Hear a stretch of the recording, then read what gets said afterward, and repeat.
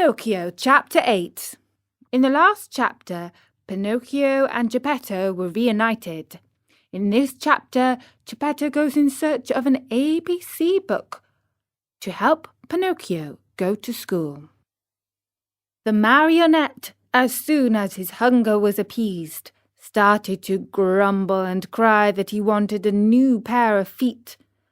But Mastro Geppetto, in order to punish him for his mischief, let him alone the whole morning. After dinner, he said to him, "Why should I make your feet over again, to see you run away from home once more?" "I promise you," answered the marionette, sobbing, "that from now on I'll be good." "Boys always promise that when they want something," said Geppetto. "I promise to go to school every day, to study and to succeed." "Boys always sing that song when they want their own will." "But I am not like other boys. I am better than all of them, and I always tell the truth. I promise you, Father, that I'll learn a trade, and I'll be the comfort and staff of your old age." Geppetto, though trying to look very stern, felt his eyes fill with tears, and his heart soften when he saw Pinocchio so unhappy. He said no more, but taking his tools and 2 pieces of wood, he set to work diligently. In less than an hour the feet were finished.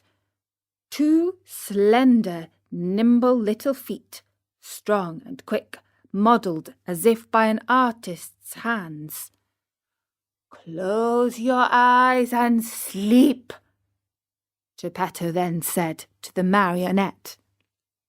Pinocchio closed his eyes and pretended to be asleep, while Geppetto stuck on the 2 feet with a bit of glue melted in an eggshell, doing his work so well that the joint could hardly be seen.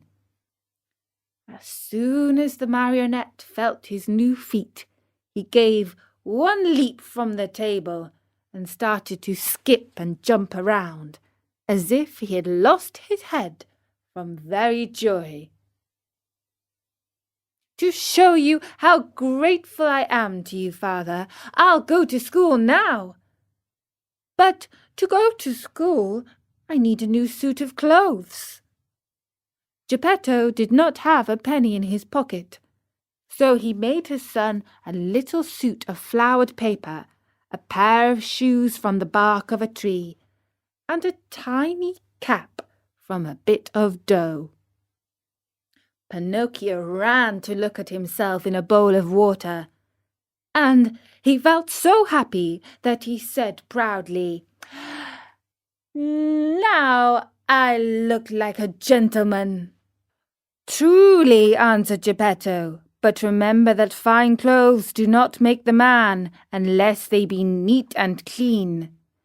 "Very true," answered Pinocchio, "but in order to go to school, I still need something very important." "What is it?" "An ABC book." "To be sure, but how will we get it?" "That's easy. We will have to go to a bookstore and buy it." "And the money?" "I have none." "Neither have I," said the old man sadly. Pinocchio, although a happy boy always, became sad and downcast at these words. When poverty shows itself, even mischievous boys understand what it means. "What does it matter after all?" cried Geppetto all at once, as he jumped from his chair.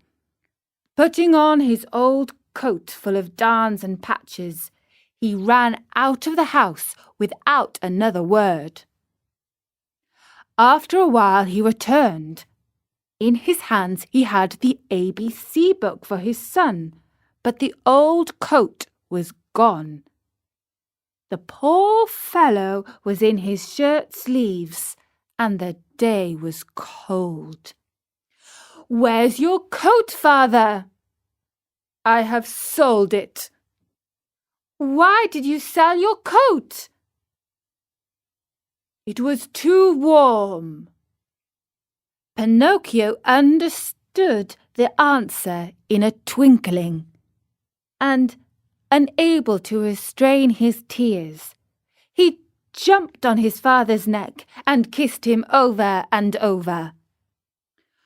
And that was Chapter 8 of Pinocchio.